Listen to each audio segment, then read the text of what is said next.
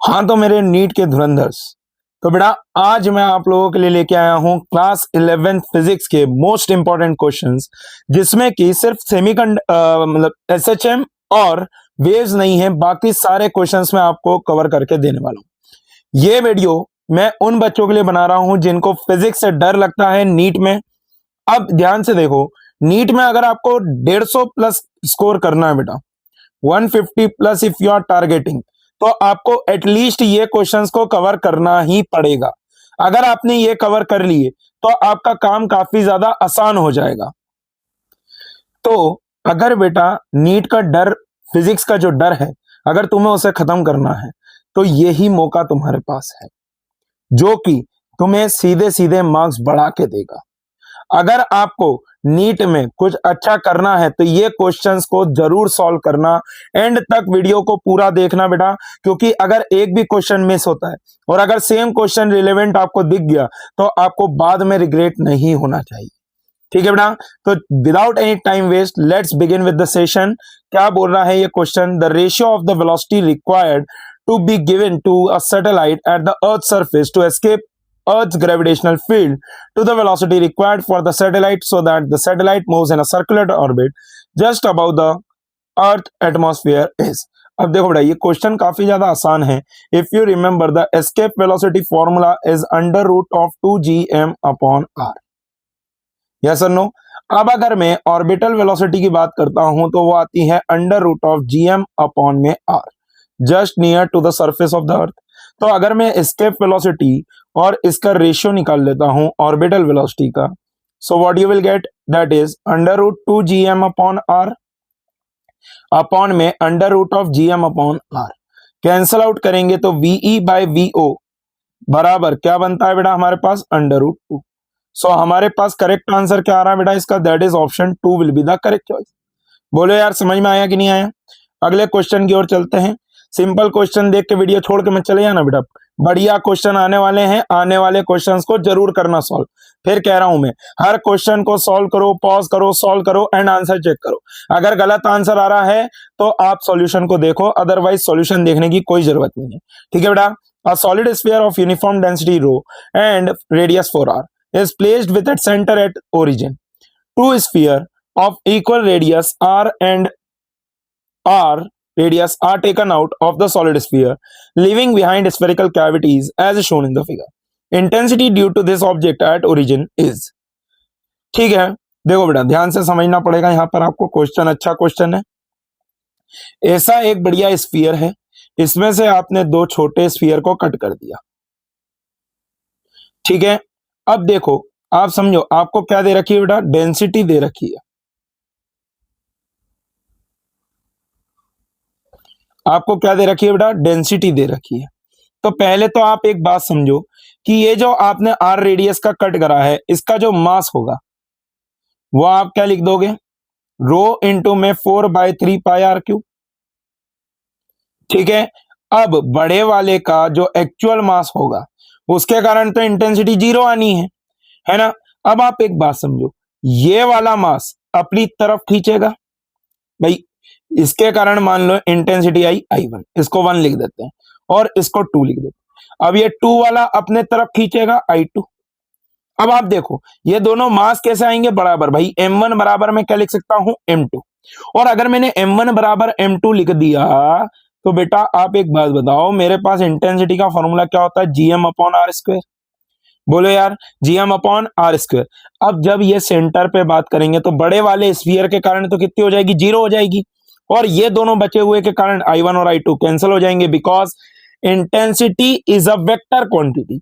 और अगर vector quantity होती है और दो इक्वल एंड ऑपोजिट वेक्टर होते हैं तो ये क्या होते हैं बेटा? कैंसिल आउट कर जाते हैं। तो हमारे पास करेक्ट आंसर क्या आएगा? That is option 1 will be the correct choice. बोलो यार, समझ में आया कि नहीं? बहुत ही बढ़िया क्वेश्चन, इजी क्वेश्चन, बच्चे परेशान हो जाएंगे आंसर निकालने में, बट क्वेश्चन तो बहुत ही आसान था।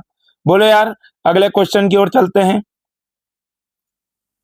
देखो, on dipping a capillary of radius r in water, water rises up to height h and potential energy of water is u1.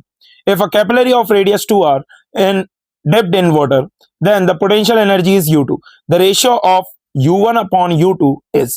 अब आप एक बात समझो, यहां पर क्वेश्चन में क्या दिया हुआ है बेटा, एक कैपिलरी है लाइक दिस,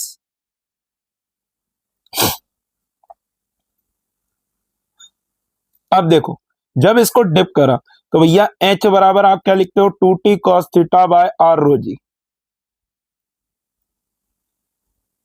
मतलब हाइट किसके ऊपर डिपेंड कर रही है, r के ऊपर। हाइट किसके ऊपर डिपेंड कर रही है बेटा, r के ऊपर।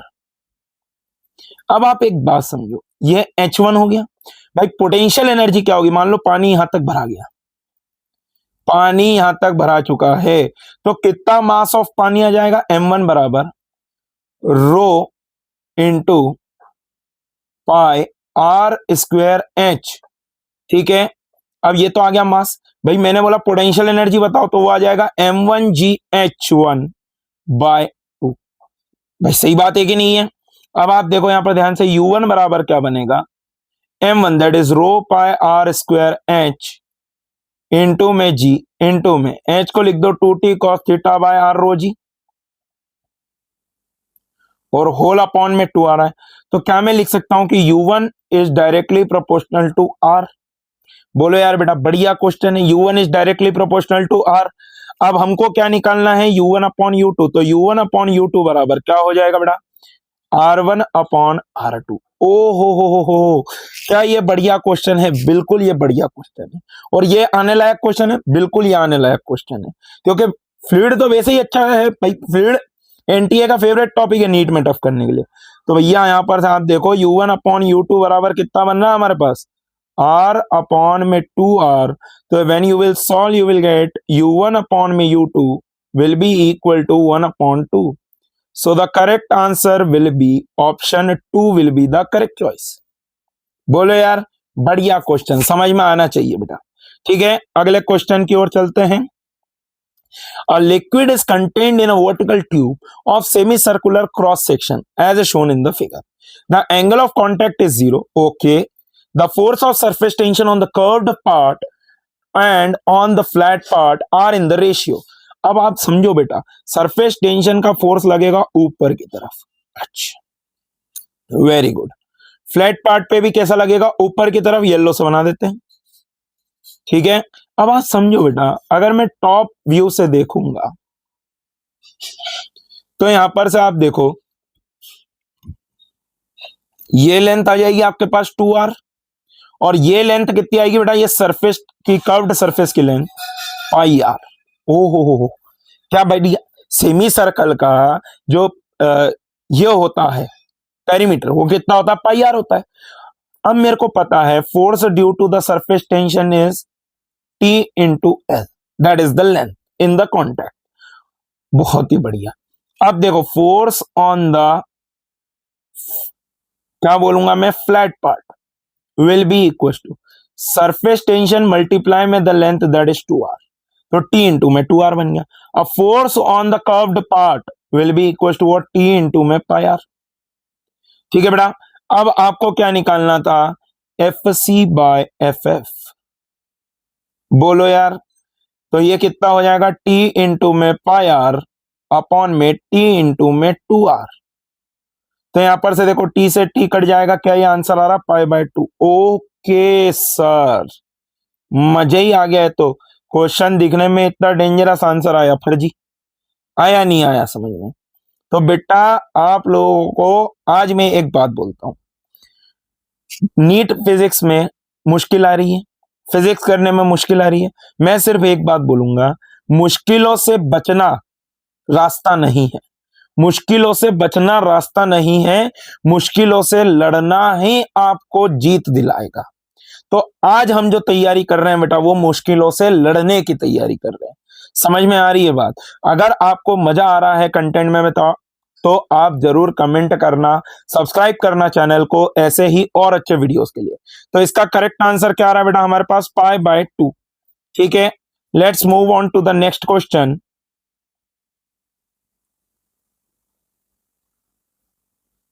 देखो क्या दे रखा है, a cube made up of material having a density of 0.9 into 10 to the power 3 floats between water and a liquid of density this। अच्छा ठीक है भाई, which is immiscible with water, what part of the cube is immersed in water। बेटा यहां पर से ध्यान से समझो क्वेश्चन को। एक कंटेनर लो,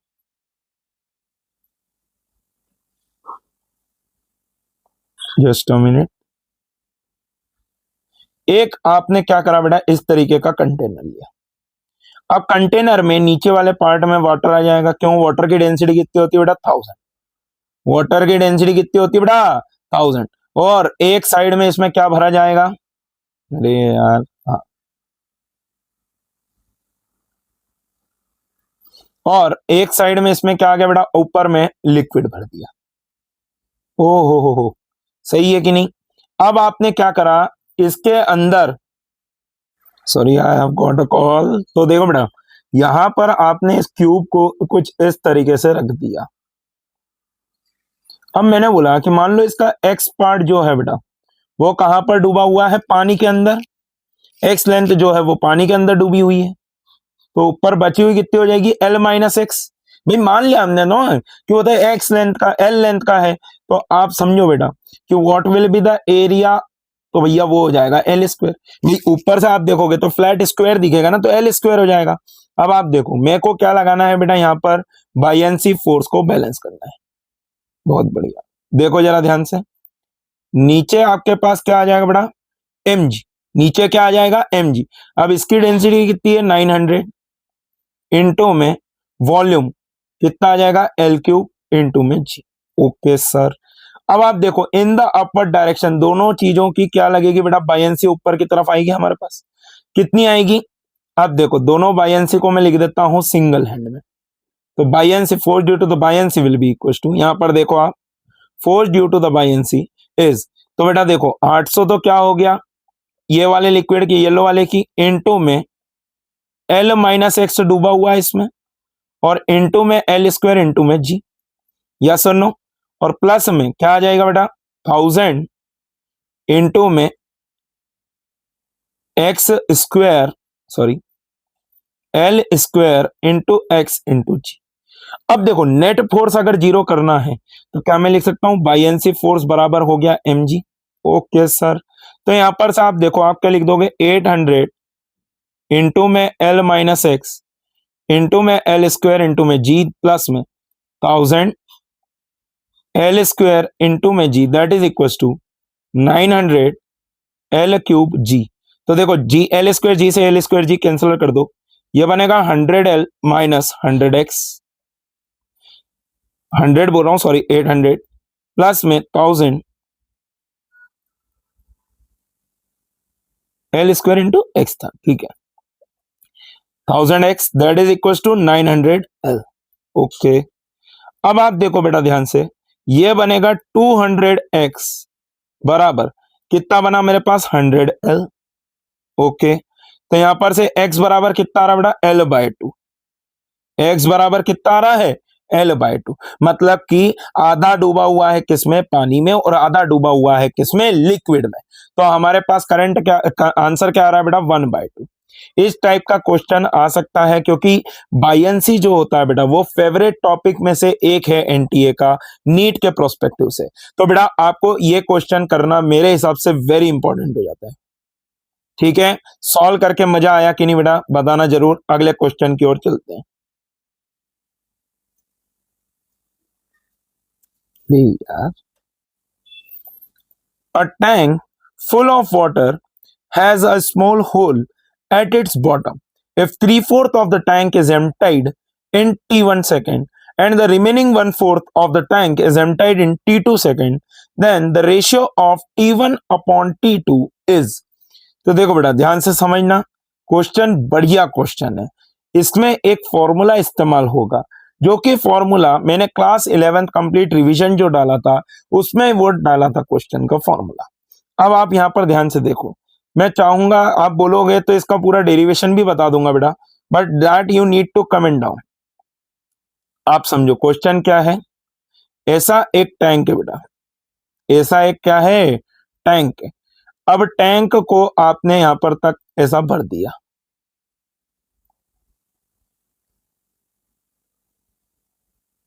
अब यहां पर से आप देखो कि यहां पर से आपने एक होल कर दिया।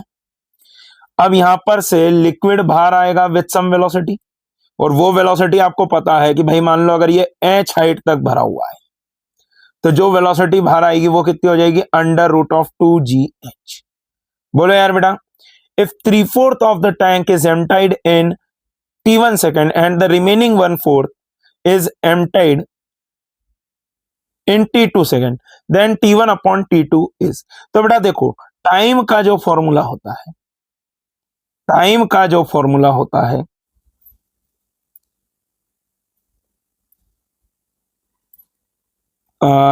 ये बनेगा capital A by small a root 2/g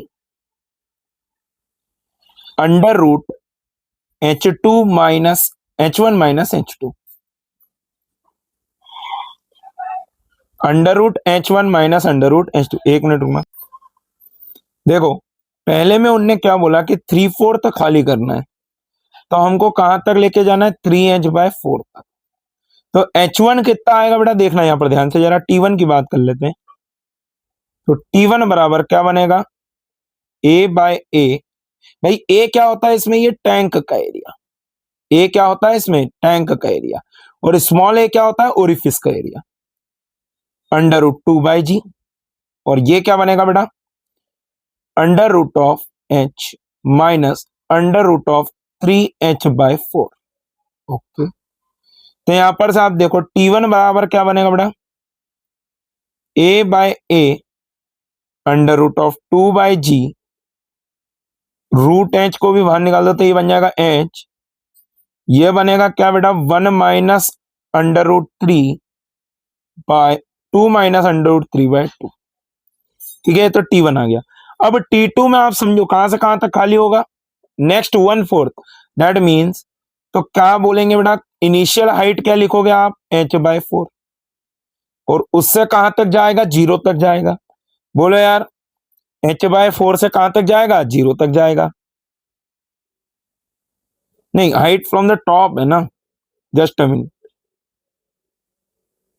अरे ये h/4 ही आ जाएगा ना।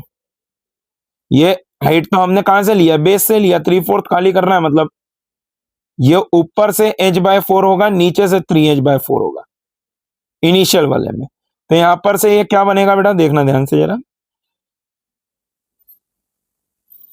Under root of h minus under root of h/4।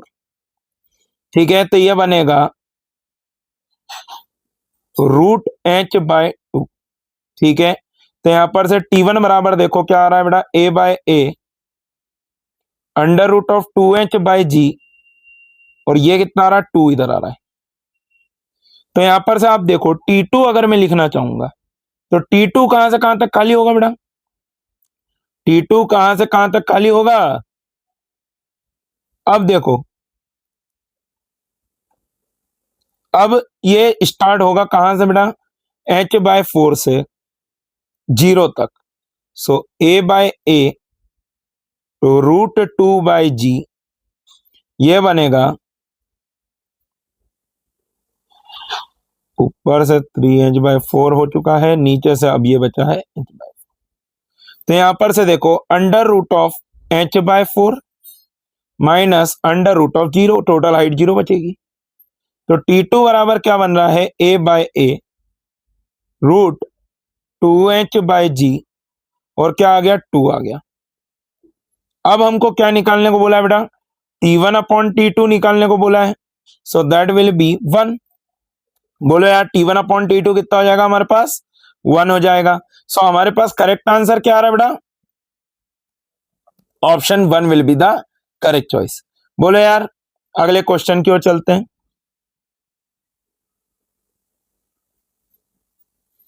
In a test experiment on a model aeroplane in a wind tunnel, the flow speeds on the upper and lower surface of the wings are 70 meter per second and 63 meter per second respectively.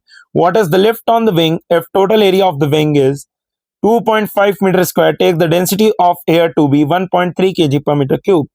Okay, तो देखो बेटा, यहां पर से आप समझो कि मान लो ये विंग है, यहां पर आपको दे रखी है वेलोसिटी कितनी,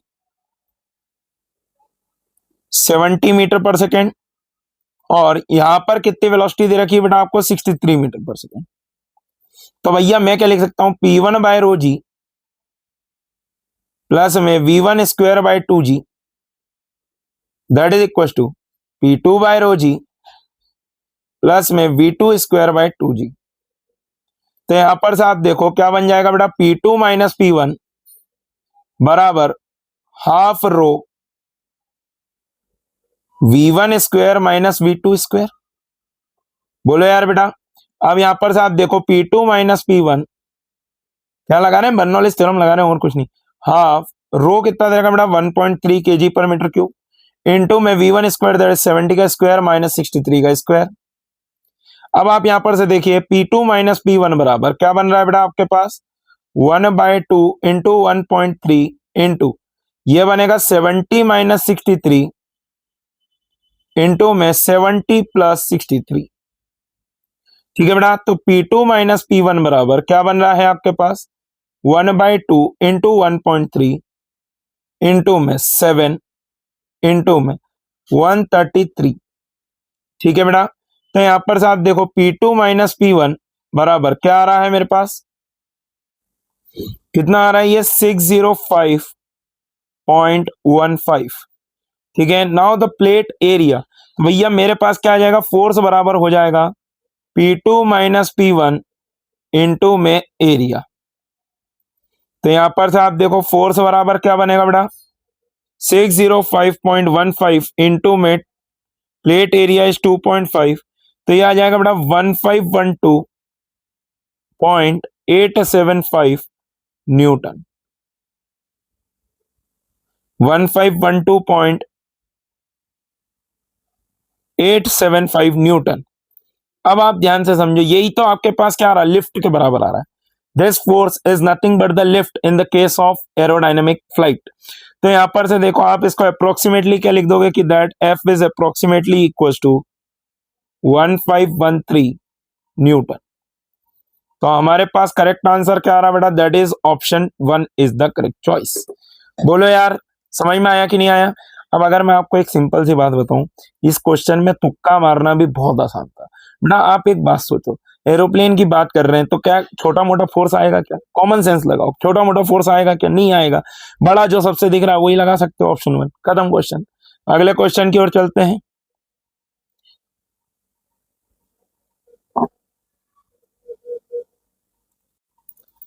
The length of an elastic string is 5 meter when the longitudinal tension is 4 Newton and 6 meter when the tension is 5 Newton. अच्छा, if the length of the string is 2x when the longitudinal tension is 9 Newton, assume Hooke's law is valid, then the value of x will be। तो देखो बेटा, हमें क्या पता है कि delta L बराबर क्या होता है बेटा, FL अपॉन में AY। ठीक है, अब लेंथ आपको पता है, मैंने बोला ओरिजिनल लेंथ को ले लो L, तो ये डेल्टा L क्या हो जाएगा 5 minus L elongation, that is F की वैल्यू कितनी बेटा 4 newton in this case, that is 4L upon AY। Okay sir, इसको डालो equation number 1। Now when 6 metre when it is 6 minus L that is equal to कितना दे रखा है 5 newton का force, that is 5L upon AY, that is the equation number 2।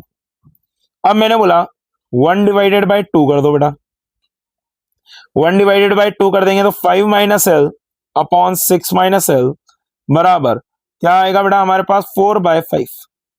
ठीक है, 5 minus l upon 6 minus l is equal to 4/5। Now you will get 25 minus 5L that is equal to 24 minus 4L। ठीक है बेटा, तो यहां पर से आप देखो 1 बराबर कितना आ रहा 5L माइनस 4L, तो यहां पर से देखो L बराबर कितना आ रहा बेटा आपके पास 1 मीटर। L बराबर कितना आ रहा बेटा मेरे पास 1 मीटर। सब ऐसा यूनिट में ही लेके चल रहे थे। अब देखो आपको बोला कि इलोंगेशन बताओ व्हेन द फोर्स इज, अच्छा तो ये डेल्टा L बराबर क्या लिख दोगे 9L अपॉन AY, है ना। तो डेल्टा L बराबर दिस, तो ये हम क्या लिख देंगे 5 minus 4 that is 4 is equal to 4L upon AY। तो L अपॉन AY की वैल्यू भी कितनी आ रही है बेटा 1 आ रही है। तो हमारे पास कितना आ रहा है ये 9 मीटर। बोलो यार कितना आ रहा है ये हमारे पास 9 मीटर। डेल्टा एल आ रहा है। तो हमको तो क्या बोला फाइनल लेंथ बताओ, तो length minus initial length that is equal to 9 metre. तो एल बराबर कितना आ रहा है बेटा 10 मीटर।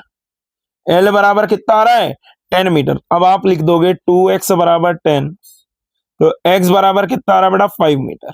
सो समझ में आया हमारे पास आंसर क्या आएगा बेटा x बराबर 5 metre, that is option 1 is the correct. 5 metre नहीं मतलब x की वैल्यू कितनी आ जाएगी 5 आ जाएगी।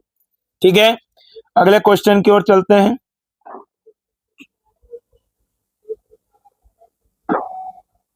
देखो क्वेश्चन क्या कह रहा है, a rubber cord has cross sectional area 1 centimeter square and natural length of 1 by 6 meter.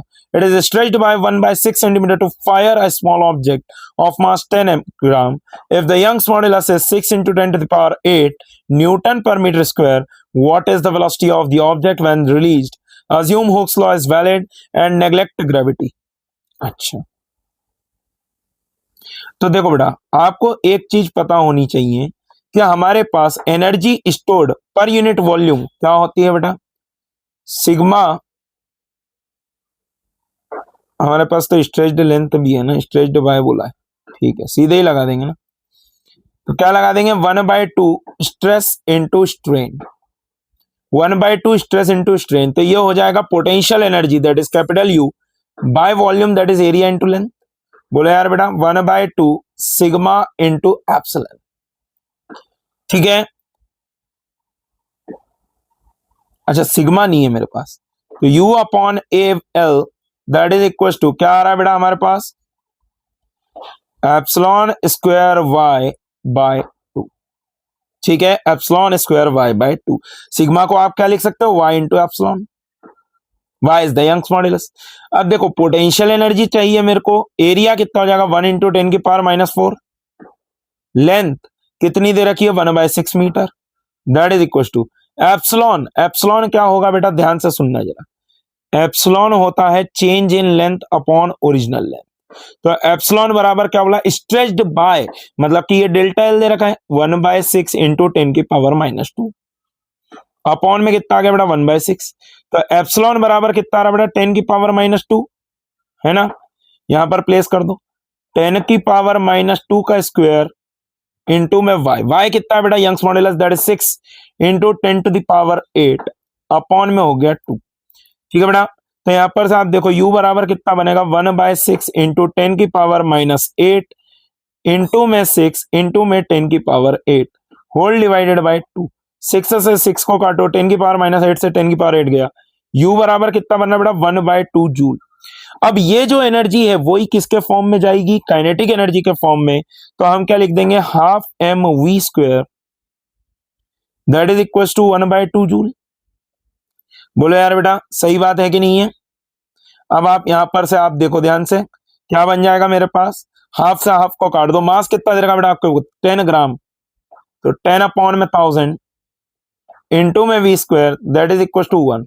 तो v² बराबर कितना आ रहा बेटा हमारे पास 100, तो v बराबर कितना आ रहा बेटा मेरे पास 10 मीटर पर सेकेंड, v बराबर कितना आ रहा है 10 मीटर पर second. And I will mark is at very important question for the NEET 2026, very important question, बढ़िया क्वेश्चन। एक बार आंसर निकाल के देखना बेटा इस क्वेश्चन का, सॉल्व करने में मजा आ रहा है कि नहीं आ रहा है। सभी लोग जरा जल्दी से बताएंगे सॉल्व करने में आपको फील आ रहा है कि नहीं आ रहा बेटा, क्वेश्चन मजेदार क्वेश्चन है कि नहीं। देखो अगला क्वेश्चन क्या कहना चाह रहा है बेटा हमसे, अगर आप फर्स्ट टाइम चैनल पर आ रहे हो बेटा तो सब्सक्राइब करना मत भूलना यार, थोड़ा सा देखो जरा ध्यान से, अगर आपका कोई भी क्वेश्चन मिस होगा तो मुझे मजा नहीं आएगा। There is a 1 mm thick layer of water between a plate of area 100 centimetre square and another very big plate. The coefficient of viscosity of water is 0.01 poise. Then the force required to move the smaller plate with a velocity of 10 centimeter per second with respect to the larger plate is, just a minute, यहां पर से आप देखो बेटा एक formula इस्तेमाल होगा that is F is equal to eta a dv by dx that is the velocity gradient. अब ये समझो, यह आपको पढ़ाया होगा ऐसा कि tau is directly proportional to dv by dx, पढ़ाया होगा ना कि भाई अगर आप फ्लूइड में टेंजेंशियल फोर्स लगाते हो तो वो इनफाइनाइट डेविएशन शो करता है। नहीं पढ़ाया तो कोई बात नहीं बेटा, देखो यहाँ पर ध्यान से, टाउ बराबर क्या बन जाता है, ईटा ए डीवी बाई डी एक्स। ये डीवी बाई डी एक्स को हम कहते हैं बेटा वेलोसिटी ग्रेडियंट। क्या कहते हैं बेटा, वेलोसिटी ग्रेडियंट। बढ़िया क्वेश्चन है, समझने वाला क्वेश्चन है। देखो जरा ध्यान से, फोर्स बराबर क्या बन जाएगा आपके पास, ईटा कितना दिया हुआ है 0.01 पॉइस। पॉइस को अगर आपको कन्वर्ट करना है ऐसा यूनिट में 10 से डिवाइड कर दो, पर देखो आंसर डाइन में दिया है तो मैं सीजीएस में ही लेके सॉल्व करूंगा। Area of the plate is 100 centimetre square into में वेलोसिटी ग्रेडियंट आपको कितना बोला 10 सेंटीमीटर पर सेकेंड अपॉन में the distance between the plates is 1 mm thick, तो दैट इज 1 into 10 की पावर -10, 0.1 mm, 0.1 सेंटीमीटर। ठीक है बेटा, तो यहां पर से आप देखो F बराबर कितना बन जाएगा, ये भी 100 हो गया, 100 आ जाएगा, 100 डाइन। फोर्स कितना आ गया बेटा 100 dyne. So the correct answer to this question is option 2 will be the correct choice. बोलो यार समझ में आया कि नहीं आया, मजा आया कि नहीं आया। अगले क्वेश्चन की ओर चलते हैं। Velocity of an object in rectilinear motion is given as a function of time by v equals to t minus t cube, where v is in meter per second and t is in second. Find the magnitude of average velocity over the time interval from t equal to 0 second to t equal to 2 second is। ठीक है, average velocity हमको निकालना है from t equal to 0 second to t equal to 2 second. सबसे पहले we need to find out कि velocity zero कब होगी। क्यों बेटा वेलोसिटी जीरो क्यों निकालना पड़ेगी, क्योंकि वेलोसिटी जीरो के बाद पार्टिकल क्या करता है, टर्न मारता है, रिवर्स आता है। तो भैया वेलोसिटी जीरो करने के लिए आप क्या लिख दोगे, t minus t cube that is equal to 0। तो आप t को कॉमन निकालोगे, ये बनेगा 1 माइनस टी स्क्वायर बराबर 0। तो एक तो t इक्वल टू 0 पे है जहां पर, और t इक्वल टू 1 सेकेंड, ये दो टाइम पे पार्टिकल क्या होगा, सेम जगह पर होगा। तो 1 सेकंड तक आपके पास कितना आ रहा है बेटा, जीरो डिस्प्लेसमेंट। 1 सेकंड तक आपके पास कितना आ रहा है, जीरो डिस्प्लेसमेंट। अब ध्यान से सुनना जरा कि भैया वेलोसिटी है आपके पास, वेलोसिटी है कितना है, इसको आप लिख सकते हो dx by dt that is equal to t minus t cube. अब डिस्प्लेसमेंट मैंने बोला भाई जीरो से चालू हो रहा है, भाई डिस्प्लेसमेंट तो कहां से चालू होगा, जीरो से ही चालू होगा। तो dx बराबर क्या बन जाएगा बेटा, t माइनस टी क्यूब और साथ में आ जाएगा बेटा dt। अब हमें कहां से कहां तक इंटीग्रेशन करना पड़ेगा बेटा, जीरो से लेके x तक, that is the net displacement. और इंटीग्रेशन कहां से कहां तक, भाई 1 तक तो मेरे को एक चीज पता हो गई कि पार्टिकल ऐसा जाएगा वापस उस पर आ जाएगा।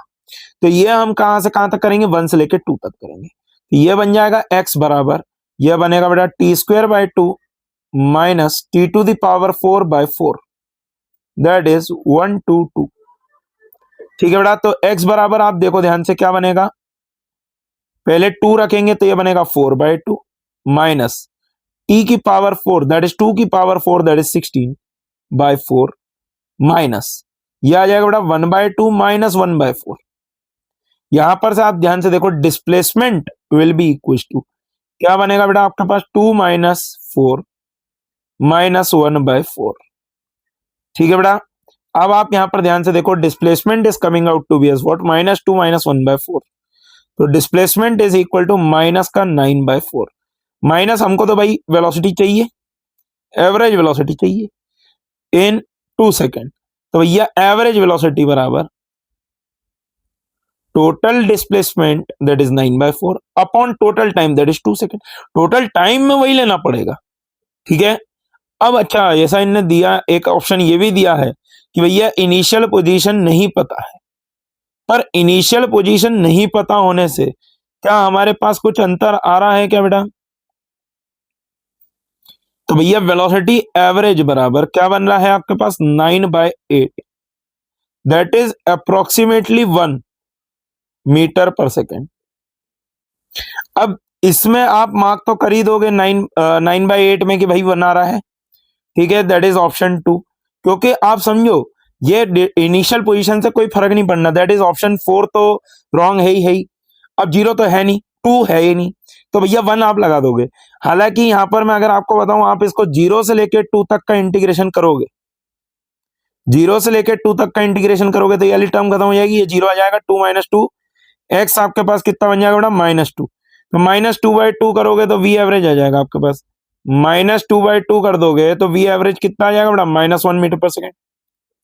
अब उनने मैग्नीट्यूड बोला है तो आंसर कितना आ जाएगा, 1 मीटर पर सेकेंड। समझ में आया बेटा? बढ़िया क्वेश्चन है। अगले क्वेश्चन की ओर चलते हैं। देखो, 2 guns on a battleship simultaneously fires 2 shells with same speed at enemy ships. If the shells follow the parabolic trajectories as shown in the figure, which ship will get hit first? अच्छा, अब आप देखो बेटा, समझो, अगर मैंने बोला तो एक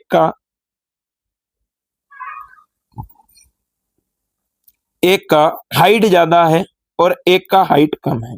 भाई एच का फॉर्मूला क्या होता है, मैक्सिमम हाइट का फॉर्मूला क्या होता है बेटा, that is u² sin square theta by 2g। यह हमारे पास मैक्सिमम हाइट का फॉर्मूला होता है। अब आप एक बात समझो कि भैया मैं ये कह सकता हूं कि H A is greater than H B. Okay sir, तो मतलब मैं एक चीज कह सकता हूं कि sine theta A is greater than sine theta B. Okay sir, अब देखो टाइम ऑफ फ्लाइट का फॉर्मूला क्या होता है बेटा, 2u साइन थीटा बाय जी। अच्छा जी, है ना, यही होता है टाइम ऑफ फ्लाइट का फॉर्मूला। अब यू तो सेम है बेटा, यू सेम है, इसलिए मैं ये सारा कंपैरिजन कर पा रहा हूं। तो भैया अगर sine theta A is greater than sine theta B, तो क्या मैं ऐसा कह सकता हूं कि T A is greater than T B. अच्छा, ये वो क्वेश्चन है जो तुम देखते से एक बार तो सोचोगे कि भैया कुछ तो गड़बड़ है क्वेश्चन में गड़बड़ नहीं है, वेरी इजी क्वेश्चन है।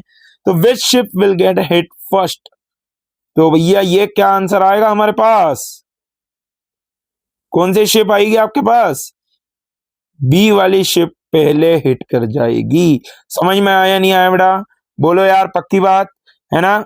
हमको लगेगा कि भैया ए तो पास के पास है, यहीं की यहीं ऐसा करके हिट कर दिया, ओ डिस्टेंस ज्यादा है। अरे भाई छोड़ ना, दिमाग मत लगा, बेसिक से कर। बेसिक क्या बोलता है, इक्वेशन के हिसाब से कौन आ रहा है, बी पहले हिट करेगी और बाद में ए पे जाके टकराएगा। So option 2 is the correct choice.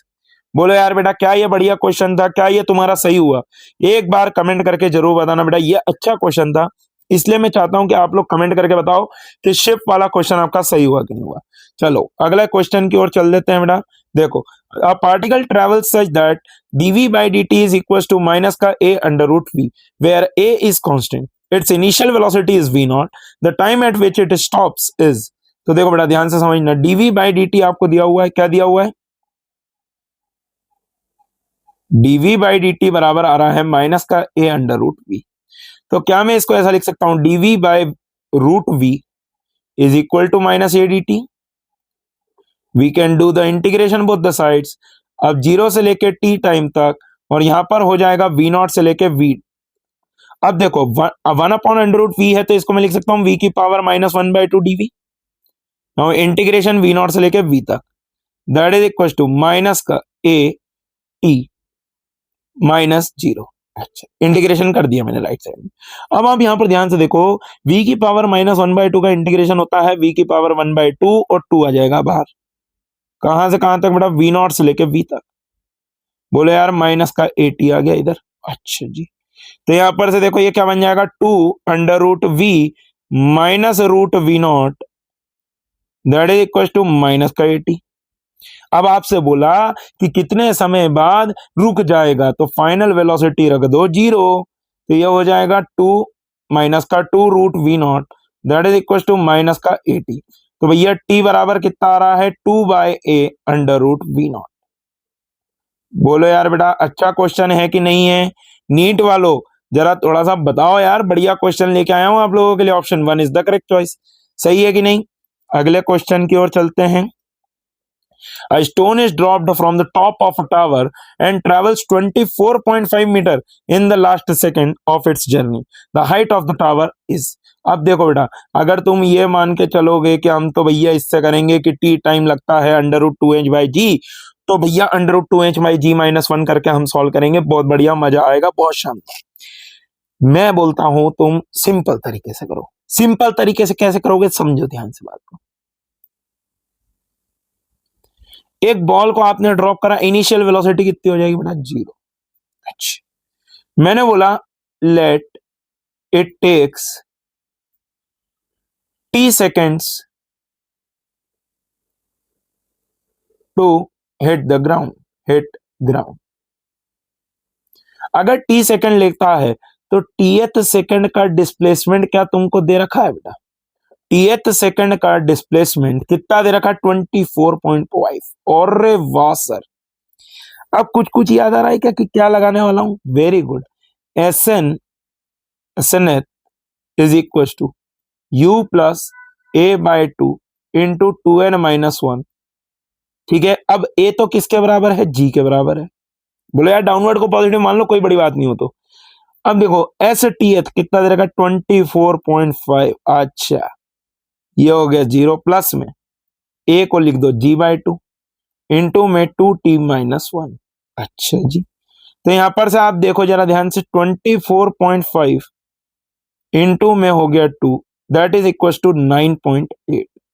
Into में क्या आ जाएगा बेटा, अरे यार मेरे कारण तुमको दिखेगा नहीं, इधर लेके आ जाता हूं।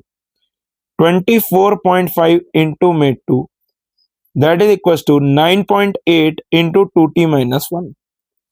अब ये मत लगा देना बोले जी को तो हम 9.8 कैसे लें, 10 लेंगे हम तो। अरे बेटा 9.8 से आंसर आएगा इस क्वेश्चन का। देखो 24.8 ये बन जाएगा, 24.5 ये बन जाएगा 49, that is equal to 9.8 into में 2t-1। अच्छा जी, अब यहां पर से देखो 490/98 बन जाएगा, that is equal to 2t-1। ठीक है बेटा, अब यहां पर से समझो, अगर मैं इसको सॉल्व करूंगा ये आएगा 5 बराबर आ गया 2t-1। 1 को इस तरफ लेके जाओ तो 2t बराबर कितना आ रहा बेटा, 6। तो t बराबर कितना आ रहा, 3। t बराबर कितना आ रहा है, 3 सेकंड। नॉर्मली सॉल्व करोगे मजा ही आ जाएगा, सॉल्व फिर भी नहीं होगा। अब ये t कितना था, √2h/g। ओहो, क्या t बराबर √2h/g था? यस सर, ये तो समझ में आता है। स्क्वायर कर दो तो 2h/g, g को ले लो 9.8, दैट इज इक्वल टू 9। तो यहां पर से आप देखो h की वैल्यू जो आ रही है इधर कितना आ रहा है, 9 इंटू 9.8/2। तो ये लगभग 45 के आसपास आ रहा है। तो ये मैं लिख दूंगा h बराबर बन गया 44.1 मीटर। क्या बोलो, तुमने भी इतनी जल्दी यही क्वेश्चन सॉल्व करा था और यही अप्रोच लगाया था? अगर यही अप्रोच लगाया था तो बेटा कमेंट करना, मेरे को भी मजा आएगा, मेरे को भी जानना है कि मेरे बच्चे कितने समझदार हैं। देखो जल्दी से क्या आएगा इसका answer, option 1 is the correct choice. अगले क्वेश्चन की ओर चलते हैं। The distance between two particles moving towards each other is decreasing at the rate of 6 meter per second. If these particles travels with the same previous speed and in the same direction, then the separation increases at the rate of 4 meter per second. The particles have the speeds as। बेटा आप एक बात को समझो ध्यान से कि मैंने बोला कि दो पार्टिकल हैं, they are moving towards each other with some velocity v1 and they are moving with some velocity v2। तो हम क्या लिख देंगे, v1 माइनस का v2 बराबर आपको दे रखा है 6। भाई इट इज डिक्रीजिंग ना यार, तो v1 प्लस v2 बराबर कितना आ गया आपके पास, 6। जब they are moving in the same direction, v1 भी इस तरफ है v2 भी इस तरफ है, ठीक है, तो हम क्या लिख देंगे, v2 माइनस v1 बराबर क्या बन गया आपके पास, 4। अरे यार क्या बात है, समझ में आ रहा है कि नहीं आ रहा? मैंने बोला दोनों इक्वेशन को ऐड कर दो, तो भैया ये था v1 प्लस v2 बराबर कितना, 6। अगर आप इन दोनों को ऐड कर दोगे तो ये बन जाएगा 2v2 बराबर हो गया आपके पास 10। 2v2 बराबर हो गया 10, तो v2 बराबर कितना आ गया बेटा, 5 मीटर पर सेकेंड। अच्छा जी, v2 आ गया 5 मीटर पर सेकेंड, तो v1 कितना आ जाएगा बेटा, 1 मीटर पर सेकेंड। आ गया आंसर, खत्म क्वेश्चन। बोलो यार समझ में आया कि नहीं आया? शानदार question, easy question, direct question. Option 1 is the correct choice. बोलो यार अगले क्वेश्चन की ओर चलते हैं। देखो, a particle moves from the point 2i cap plus 4j cap meter at t equal to 0 with an initial velocity of 5i cap plus 4j cap meter per second. It is acted upon by a constant force which produces a constant acceleration 4i cap plus 4j cap. What is the distance of the particle from the origin at t equal to 2 second? अब आप एक बात समझो, t equal to 2 second पे आपको distance निकालना है particle का from the origin at A time 2 second. अच्छा देखो समझो बात को जरा ध्यान से कि भैया आर इनिशियल वेक्टर कितना दे रखा है तुमको 2i कैप प्लस में 4j कैप, और मैंने बोला velocity initial velocity vector is 5i cap plus में 4j कैप. अब फोर्स दे रखा है, फोर्स कितना दे रखा है बेटा 4i कैप प्लस में 4j कैप. मैंने बोला फोर्स को लिख दो मास इनटू एक्सेलरेशन, ठीक है, मास नहीं है, अच्छा एक्सेलरेशन दे रखा है यार, सॉरी क्या दे रखा है एक्सेलरेशन. अब मैंने बोला कि भैया आप क्या लिख सकते हो displacement vector is equal to s x i cap plus में एस वाई जे कैप. बस कुछ भी नहीं करना है, डिस्प्लेसमेंट वेक्टर बराबर क्या लिख दोगे 5 प्लस हाफ ए एक्स स्क्वेयर इंटू में टी स्क्वेयर. बोलो यार ये हो गया आई कैप प्लस में क्या हो जाएगा 4t s equal to u t plus half a t square होता है ना, तो 4t प्लस में हाफ इंटू में 4 इंटू में टी स्क्वायर.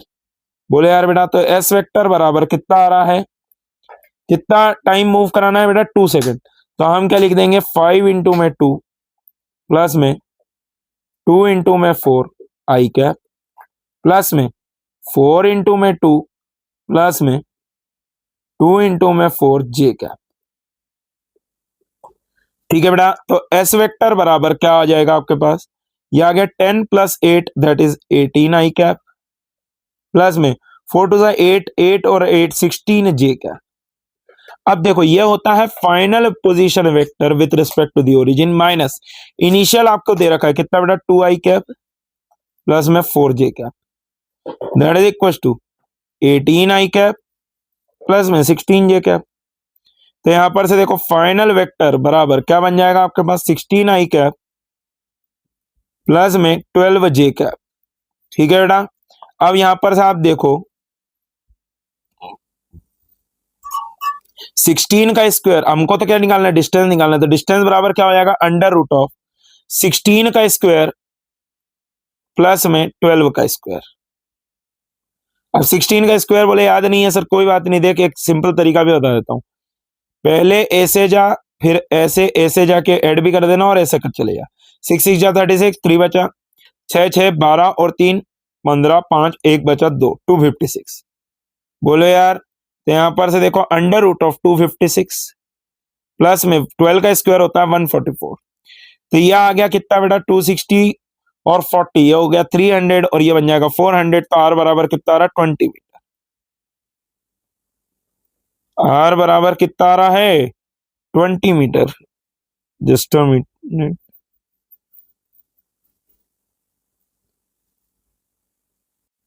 अरे एक छोटी सी मैंने मिस्टेक कर दी बेटा, ध्यान से देखो जरा इधर, कोई बात नहीं छोटी सी मिस्टेक हो गई है. ये देखो यहां पर जरा, ये यहां पर गलती हो गई है बेटा. आर एफ वेक्टर बराबर क्या हो जाए, ये उधर जाके प्लस होएगा ना, तो ये क्या बनेगा 20 आई कैप प्लस में 20 जे कैप. तो भैया आर बराबर क्या बनेगा अंडर रूट ऑफ 20 का स्क्वायर प्लस में 20 का स्क्वायर. तो यहां पर से देखो आर बराबर कितना बन रहा है 20√2 मीटर. कितना आ गया बेटा 20√2 मीटर. तो हमारे पास करेक्ट आंसर क्या आ रहा है, that is option 1 is the correct choice. बोलो यार बेटा समझ में आया कि नहीं आया. अगले क्वेश्चन की ओर चलते हैं. A ball is dropped from a high-rise platform at t equal to 0 starting from rest. After 6 seconds, another ball is thrown downwards from the same platform with a speed v. The two balls meet at t equal to 18 seconds. What is the value of v? Take g equal to 10 metre पर second square. अब देखो बेटा चाहूं तो मैं इसको relative से बहुत इजीली सॉल्व कर सकता हूं, बट हर बच्चा उससे इक्विप्ड नहीं होता, तो मैं बेसिक तरीके से आपको सॉल्व करके बताऊंगा. देखो यहां पर एक प्लेटफॉर्म है, एक बॉल को आपने नॉर्मली ड्रॉप कर दिया और दूसरी बॉल को आपने थ्रो करा विथ सम वेलोसिटी v. दूसरी बॉल को आपने क्या करा बेटा, थ्रो करा विद सम वेलोसिटी v। अब ये कितनी देर चलेगा भाई, अगर मैंने बोला मान लो ये t टाइम चल रहा तो ये चलेगा t-6 सेकंड, है ना। तो मैं बोलता हूं इसको t टाइम लो, इसको t टाइम लो और दूसरे वाले को t+6 टाइम लो। बोलो यार आया नहीं आया, है ना। अब उनने क्या बोला, इनिशियल से 18 सेकंड बाद मिलते हैं। तो भैया ये कितना हो जाएगा आपके पास, इसके लिए 18 है तो इसके लिए कितना होगा 12 सेकंड। इस पॉइंट पे दोनों का डिस्प्लेसमेंट सेम होना चाहिए, that is s1 is equal to हो गया s2। अब आप देखो ध्यान से, मैंने बोला डाउनवर्ड को आप पॉजिटिव ले लो, कोई दिक्कत नहीं है। तो आप क्या लिखोगे, पहले वाले के लिए हो गया half g t square, that is equal to v into t, ये कितनी देर से चल रहा 12 सेकंड से, प्लस में हाफ जी 12 का स्क्वायर। ओके सर, इसको इस तरफ लेके आ जाओ, हाफ जी, इसको लिख देंगे 18 का स्क्वायर माइनस 12 का square, that is equal to 12v। इसको कर दो 5 इंटू में 18 माइनस 12 इंटू में 18 प्लस 12 दैट इज 30। अरे a square minus b square पर लिख दिया a minus b into a plus b, that is equal to 12v। यहां पर ध्यान से देखो, ये आएगा 6 इंटू में 30, that is equal to 12v, है ना। इससे इसको काटो 2 टाइम्स में और इससे इसको काट दो 15 टाइम्स में, तो v बराबर कितना आ रहा, 15 5 75 मीटर पर सेकेंड। कितना आ रहा बेटा, 75 मीटर पर सेकेंड। बोलो यार समझ में आया कि नहीं आया। अगर आप लोग चाहते हो कि सर इसको रिलेटिव से सॉल्व करके बताओ तो बेटा कमेंट करना, आपको रिलेटिव से वीडियो मिल जाएगा। अगले क्वेश्चन की ओर चलते हैं। देखो क्वेश्चन क्या कहना चाह रहा है, a temperature difference can generate EMF in some materials, let S be the EMF produced per unit temperature difference between the ends of a wire. Sigma is the electrical conductivity and K is the thermal conductivity of the material of the wire. Taking M, L, T, I and K as dimensions of mass, length, time, current and temperature respectively, the dimensional formula of the quantity Z is equal to S square sigma by K. Sorry. देखो बेटा समझो पहली बात, तो conductivity क्या होता है, sigma बराबर, देखो सिग्मा बराबर आप क्या लिखते हो 1/रो। अब देखो मेरी बात समझना, आर बराबर होता है रो एल बाय ए, तो क्या मैं यहां पर से लिख सकता हूं सिग्मा बराबर 1 में आर ए और ऊपर चले जाएगा एल, ठीक है बेटा। अब देखो V इक्वल टू होता है I R, V equal to क्या होता है आई आर। अब S क्या है, EMF produced per unit temperature है, तो यहां पर से आप देखो V इक्वल टू होता है आई आर, तो R को आप क्या लिख दोगे, सिग्मा बराबर क्या बन रहा है L बाय V एरिया और ऊपर चले गया I, ठीक है। तो sigma is inversely proportional to V आ रहा है। अब आप देखो Z बराबर क्या बन रहा है, यह बनेगा V square by T square और इंटू में थर्मल कंडक्टिविटी, और साथ में क्या आ रहा है बेटा Li बाय वी ए, एक V से एक V को काट दो, क्या बन रहा है Z बराबर VLI by a t square के। अच्छा ठीक है बेटा। अब आप समझो IV is nothing but the power, IV is nothing but the power into में लेंथ अपॉन में ए टी स्क्वायर के। अच्छा अब एक ध्यान से देखो, क्या क्यू डॉट का फॉर्मूला आपको याद है, K A d t by d x, तो मतलब लेंथ, तो के ए टी बाय एल को आप क्या लिख सकते हो, दैट इज क्यू डॉट मतलब कि पावर, तो पावर से पावर कट गया, बोलो हाँ कि ना। अब देखो इसको मैंने लिख दिया पावर और ये लिख दिया टेम्परेचर, तो भैया Z के डायमेंशन क्या आ रहे हैं आपके पास T-1, मतलब कि सिंपल आ गया, Z is equal to temperature को इसने क्या माना T माना, नहीं K माना है, तो Z के डायमेंशन आ गया K-1, खत्म। बोलो बेटा ये करा कि नहीं यूनिट एंड डायमेंशन का शानदार तरीके से क्वेश्चन, बच्चे परेशान हो जाएंगे, ये एल वी सब के डायमेंशन डाल डाल के, बेटा मैंने बेसिक तरीके से करा, एकदम फॉर्मूला बनाया जनरेट करा आंसर निकाल दिया, तो करेक्ट आंसर क्या आ जाएगा हमारे पास, that is option 2 is the correct choice. क्या आपको ये यूनिट डायमेंशन के क्वेश्चन में मजा आया कि नहीं आया, बोलो यार बेटा। ठीक है, अगले क्वेश्चन की ओर चलते हैं। चूज द करेक्ट ऑप्शन, क्या बोल रहा है बेटा, एक एक choose correct option. Number of significant figures in 23200 is 2। बेटा आप एक बात समझो कि जब हम सिग्निफिकेंट फिगर्स लिखते हैं तो 2300 में आप ये जो ट्रेलिंग जीरो होते हैं इनको सिग्निफिकेंट काउंट नहीं करते, तो इसमें नंबर ऑफ सिग्निफिकेंट डिजिट कितनी आ गई, 2। अब आप देखो सेकंड क्या बोल रहा है, वैल्यू ऑफ 12.5849 प्लस में 2.4 इज 15.0। मैंने बोला ऐड करने की तो जरूरत ही नहीं है। तुम देखो जब ऐड करते हैं तो जिसमें लीस्ट डेसिमल होते हैं बेटा उसके नंबर ऑफ सिग्निफिकेंट फिगर कितने हैं उसमें आपको आंसर देना है। तो भैया मतलब डेसिमल के बाद जो आता है उतने डेसिमल तक देना है। तो भैया देखो इसमें तो बहुत सारे डेसिमल हैं, तो आप किसके देखोगे, इसके। तो 2.4 में डेसिमल के बाद कितनी वैल्यू है, 1, तो आंसर कितना आना चाहिए 15.0, मतलब ये भी सही है।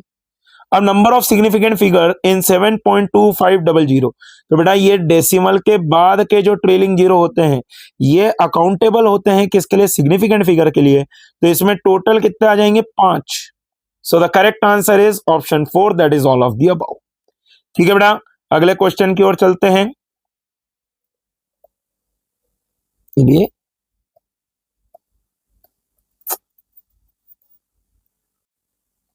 The pitch of a screw gauge is 0.5 mm and there are 100 divisions on its circular scale. The instrument reads second circular scale division when nothing is put in between its jaws. In measuring the diameter of a wire, there are 8 divisions on the main scale and 83 divisions coincides with the reference line. Find the diameter of the wire. तो बेटा देखो जब कुछ भी नहीं रखा तो ये आपको क्या दे रहा है, बेसिकली जीरो एरर। जब कुछ भी नहीं रखा है, अब पहले तो हमको क्या निकालना पड़ेगा, लीस्ट काउंट। तो लीस्ट काउंट बराबर होता है पिच अपॉन में सर्कुलर स्केल डिवीजन। तो लीस्ट काउंट बराबर क्या आ जाएगा, पिच कितनी रखिए 0.5 mm अपॉन में कितना हो गया 100। तो भैया लीस्ट काउंट कितना आ रहा है आपके पास 0.005 mm।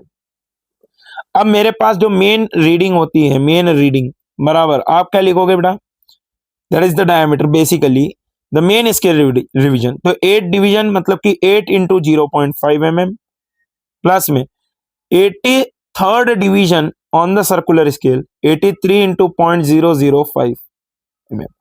अब देखो हमको थोड़ा सा डिटेल में इनने ये नहीं बता रखा कि कितने डिवीजन ऊपर थे या नीचे थे, तो सेकंड में तो माइनस ही करेंगे हम। तो कितना हो जाएगा, लीस्ट काउंट इनटू में 2 सेकंड डिवीजन। तो यहां पर से देखो मेन रीडिंग बराबर क्या आ रहा है 4 प्लस में 83 into 5 that is 15, 1 carry over 41, तो 0.415 माइनस 0.010। तो यहां पर से मेन रीडिंग बराबर क्या बनेगा बेटा आपके पास 4.405 mm। कितना आ रहा बेटा 4.405 mm। That means the correct answer is option 2 will be the correct choice. बोलो यार बेटा सीधे डायामीटर ही निकलता है, इसको डबल मत करने लग जाना। बोले हम तो सर डबल करेंगे, हमारी आदत है। अरे बेटा ये डायरेक्ट निकल रहा है, इसको कोई लॉजिक नहीं है। ठीक है, अगले क्वेश्चन की ओर चलते हैं। देखो जरा ध्यान से, a force acting on a particle varies with displacement as x is equal to fx, f is equal to ax minus bx square, where a is equal to 1, b is equal to 1 Newton meter square. The work done by this force for the first 1 meter is। अब देखो ध्यान से जरा बेटा, लेके इतने बढ़िया question आया था, पर क्या आप एक बात बताओ कि आपको ये क्वेश्चन करते बन रहे हैं। भाई वर्क डन का फॉर्मूला लिखते हैं हम इंटीग्रेशन एफ डी एक्स। तो वर्क डन बराबर क्या हो जाएगा बेटा, इंटीग्रेशन ये हो जाएगा a x minus b x square, integrating from 0 to 1। आ गया खत्म क्वेश्चन। ए की वैल्यू डाल दो 1 है तो ये हो गया, साथ में आएगा dx, ये बनेगा x square by 2 minus x cube by 3।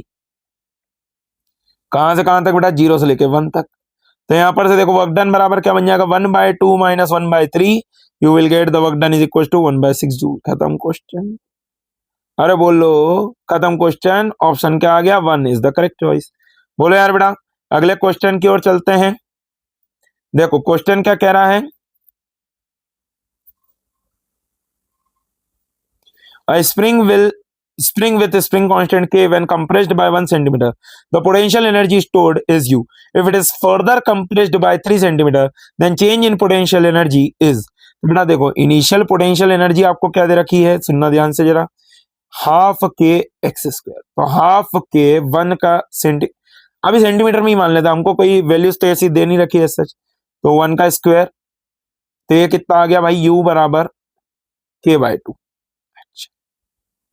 अब देखो जरा ध्यान से, फाइनल पोटेंशियल एनर्जी कितनी आएगी, हाफ के, अब बच्चे क्या करते, 3 से और करके इसको ऐड कर देते, बोले आंसर आ गया, नहीं आएगा, पहले आपको कितना करना है, 3 सेंटीमीटर फर्दर करा है बेटा, तो इनिशियली कितना कर रखा था 1 सेंटीमीटर, तो कितना हो जाएगा ये 4 सेंटीमीटर टोटल, 4 का स्क्वायर, तो यूएफ बराबर कितना आ रहा बेटा 16k/2।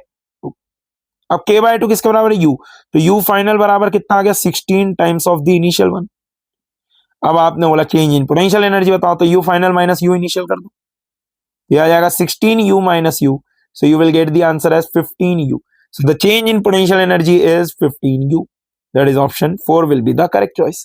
बोलो यार बेटा, बच्चा 8u लगा देंगे, आंसर बोलेंगे हमारा तो सही है, क्वेश्चन सही नहीं है, गलती तो हुई है, बोलो यार ये सुनो। अगले क्वेश्चन की ओर चलते हैं, देखो क्या दे रखा है question, the potential energy of a function of a particle in a force field is u is equals to a/r³ minus b/r square, where a and b are positive constant and r is the distance of the particle from the center of the field। For the equilibrium, the distance of the particle is equilibrium, मतलब क्या मैं बोल सकता हूँ, f बराबर 0। अच्छा, अब मेरे को पता है for the conservative force field f बराबर होता है माइनस का du/dr, शाबाश।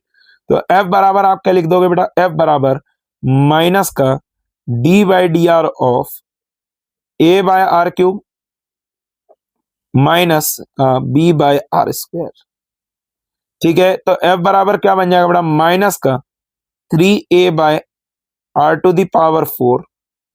और एक माइनस भारी है, माइनस माइनस प्लस हो जाएगा 2 टाइम्स ऑफ b/r³। बोलो यार ये सुनो, अब फोर्स को 0 के बराबर रखना है, मतलब कि माइनस का 2a/r⁴, सॉरी माइनस का 3a/r⁴ प्लस का 2b/r³ that must be equal to 0। तो यहां पर से देखो 3a/r⁴ बराबर क्या बन रहा है बेटा, 2b/r³। अच्छा, तो r बराबर कितना आ रहा है बेटा, 3a/2b, r बराबर कितना आ रहा है, 3a/2b, खत्म क्वेश्चन। बोलो यार, तो करेक्ट आंसर क्या आ रहा है मेरे पास, option 2 is the correct choice. बोलो यार बेटा, इजी क्वेश्चन, बेटा बढ़िया क्वेश्चन। अगला क्वेश्चन देखते हैं, देखो ये क्वेश्चन क्या कह रहा है, a body is initially at rest, it undergoes one dimensional motion with constant acceleration, the power delivered to it at time t is proportional to। तो देखो बेटा कांस्टेंट एक्सेलरेशन है, तो क्या मैं लिख सकता हूं v इक्वल टू होता है u plus at, initially rest पे था तो क्या लिख दूंगा v इक्वल टू at। बोलो यार, अब मेरे को एक बात बताओ, फोर्स बराबर लिखते हैं मास इंटू एक्सेलरेशन, तो मैं क्या लिखूंगा, पावर बराबर लिखते हैं f इंटू वी, पावर बराबर हो गया एम ए इंटू में ए टी। तो यहां पर से आप देखो पावर बराबर क्या आ रहा है बेटा, एम ए स्क्वायर टी, ठीक है। तो power is directly proportional to क्या आ रहा है, टाइम, ठीक है। तो क्या हमारे पास बन रहा है, option 2 is the correct choice. अगले क्वेश्चन की ओर चलते हैं बेटा, ये शानदार क्वेश्चन है, इंपॉर्टेंट क्वेश्चन है। The coefficient of static friction between the two blocks is 0.5 and the table is smooth, the maximum horizontal force that can be applied to move the blocks together. अब देखो बड़ा, इस type के question में सबसे पहले आपको फाइंड आउट करना होता है कि कौन से ब्लॉक को फ्रिक्शन चलाने वाला है, ठीक है, कौन से ब्लॉक को फ्रिक्शन चलाने वाला है बेटा। अब आप देखो ये इस टाइप से रखे हुए हैं और इसके ऊपर मैंने यहां पर फोर्स लगा दिया F। अब आप एक बात समझो, ये वाला ब्लॉक अगर आगे चलेगा तो इसको कौन चलाएगा, फ्रिक्शन चलाएगा।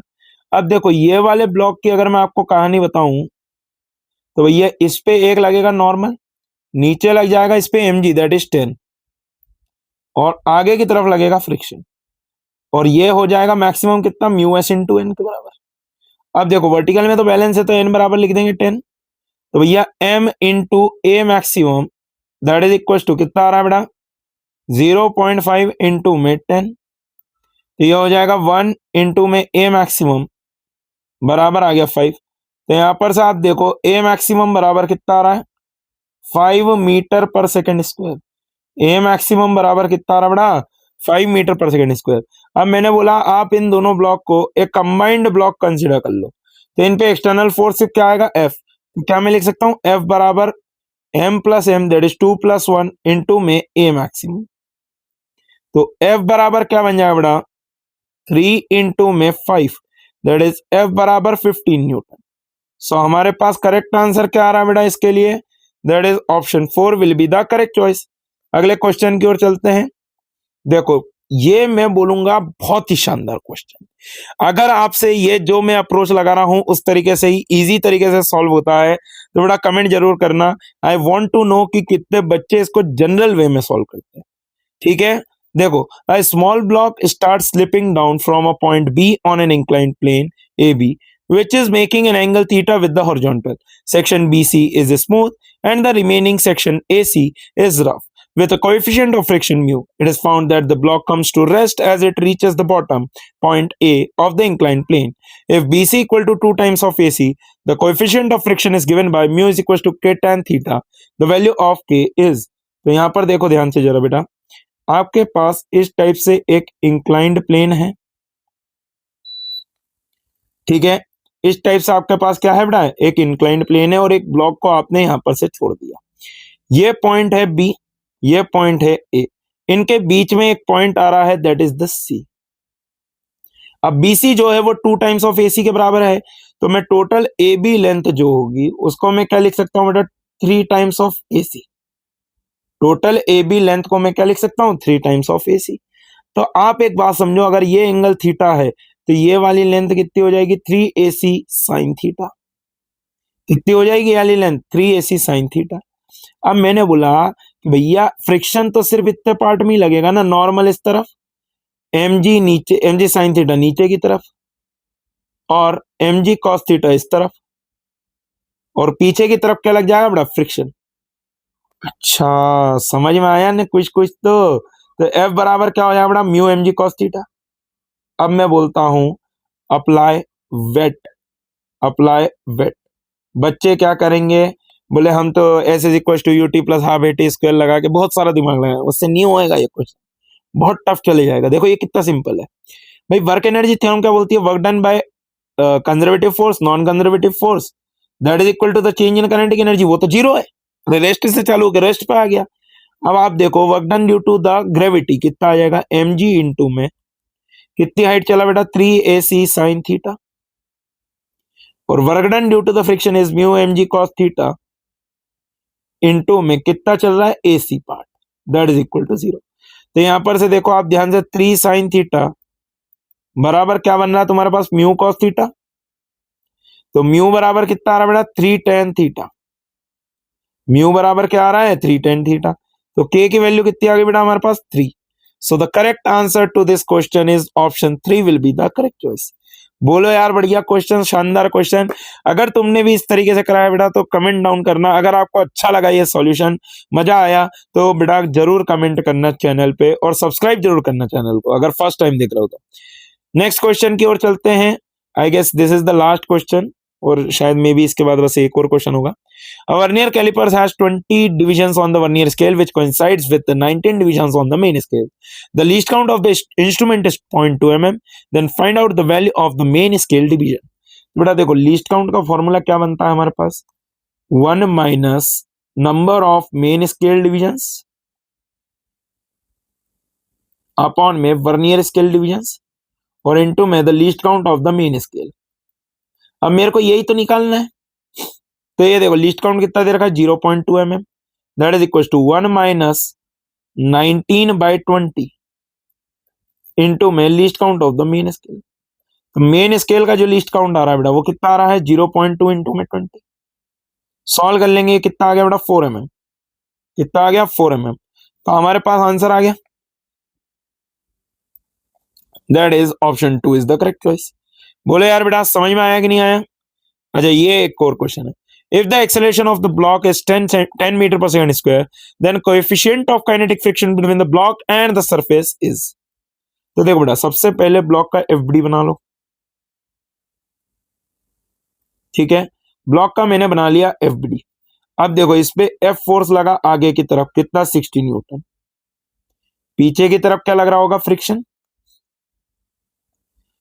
और फ्रिक्शन को आप क्या लिख दोगे, म्यू इंटू एन के बराबर। अब एन आएगा ऊपर की तरफ, नीचे की तरफ आएगा बेटा कितना, 40। तो आप क्या लिखोगे, इसका एक्सेलरेशन है 10 मीटर पर सेकंड स्क्वायर इस डायरेक्शन में। तो आप क्या लिख दोगे, 60 minus mu into 40 that is equal to कितना है, 4 इंटू में 10। तो भैया यहां पर से देखो 40 म्यू बराबर कितना आ रहा है, 20। तो म्यू बराबर कितना आ रहा है बेटा, 0.5। आंसर आ गया, खत्म क्वेश्चन। बोलो यार, तो हमारे पास करेक्ट आंसर क्या आ रहा है, option 1 is the correct choice. बोलो बेटा, क्या क्लियर है, क्या आपको आज के सेक्शन में मजा आया। सो बेटा that's all from my side guys. तो thank you so much everyone. I hope कि आपको सेशन बहुत पसंद आया होगा, आपको मजा आया होगा, कुछ नया सीखने को मिला होगा। एक दो क्वेश्चन का जो मैंने अप्रोच आपको स्पेशल बताया उससे आपको काफी मजा आया होगा। So thank you so much everyone, मिलते हैं अगले वीडियो में। और अगर आपको वीडियो पसंद आया है तो अपने दोस्तों के साथ शेयर करो, चैनल को सब्सक्राइब करो और अगले वीडियो का इंतजार करो। Thank you so much.